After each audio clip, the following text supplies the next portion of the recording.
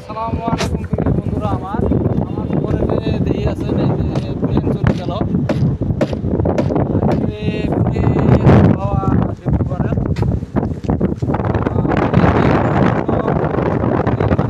অসুবিধা আছে। তার মধ্যে হাট আছে গেল এখানে আজকে পুরে আবহাওয়া আজকে দুদিন আসবে।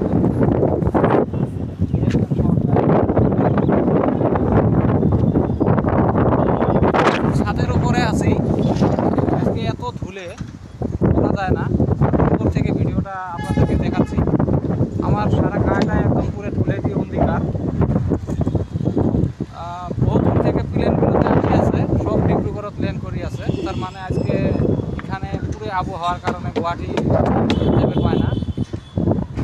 আশা করি আপনারা দেখতে পারলেন। আপনারা ভালো থাকবেন। আসসালামু আলাইকুম।